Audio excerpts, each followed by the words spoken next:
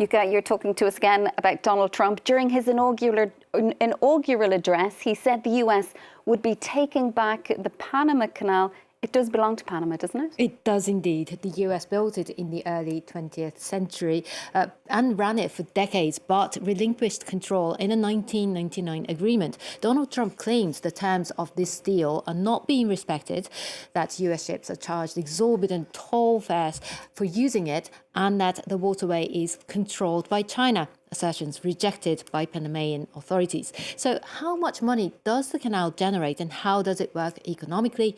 Eliza Herbert takes a deep dive. It's one of the most important trade routes in the world. The Panama Canal links the Atlantic Ocean to the Pacific and saves ships thousands of nautical miles by cutting through Central America. The United States built it at the start of the 1900s, then gave it away in 1999 under a treaty to see Panama take responsibility for its management. This is a sore point for President Donald Trump. And the spirit of our treaty has been totally violated. American ships are being severely overcharged. US ships are the canal's biggest customers, making up more than 72% of transits. They are subject to the same fees as any other nation, according to the Panama Maritime Authority, which publishes a list of tariffs and tolls on its website. Costs are determined by variables such as ship size, how far in advance they booked, and whether they were on time. Other factors affect pricing, such as the cost of managing the canal and environmental disasters. At the end of 2023, an unprecedented drought forced authorities to reduce the number of transits, leading to price hikes. Nevertheless, the authority made $3.5 billion in profit in 2024, about 70% of which went to the Panama Treasury and local economy.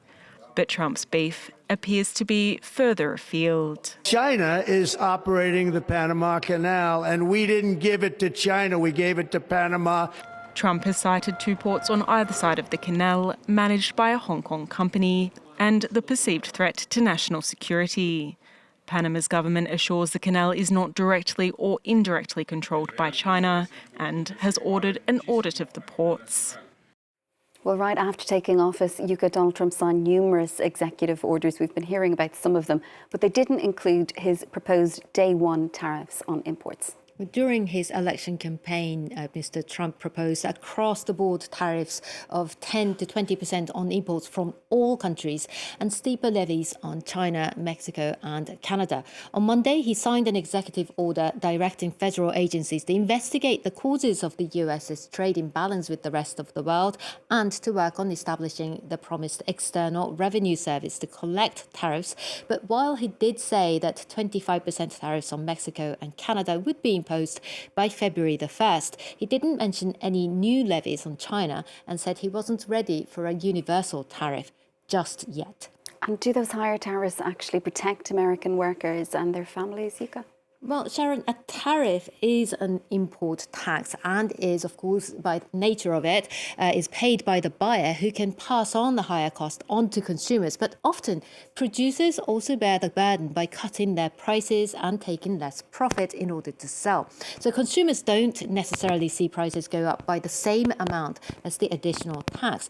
Let's take a look at one example. A decade and a half ago, the Obama administration slapped punitive tariffs on Chinese-made tires, saying an influx of cheaper tires were hurting American manufacturers.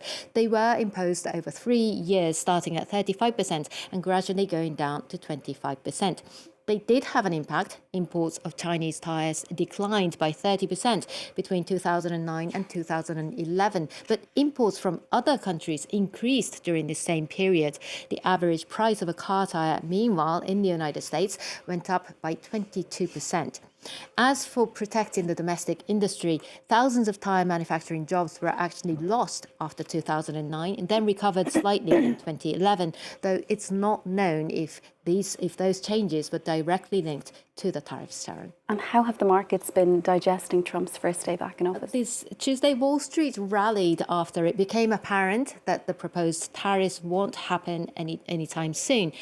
The Dow Jones closed up more than 500 points. Fossil fuel giants Chevron and ExxonMobil both dropped, while wind and solar firm NextEra rose, despite Donald Trump's pledge to increase drilling. Earlier, European markets closed moderately higher after choppy trading sessions. You can see that. Cryptocurrencies have been swinging up and down wildly as optimism over a friendly administration towards the industry somewhat faded, but they resumed their upward trend after broadly pulling back after the inauguration. Trump's own meme coin, launched just days ago, tumbled more than 20%, then rebounded sharply.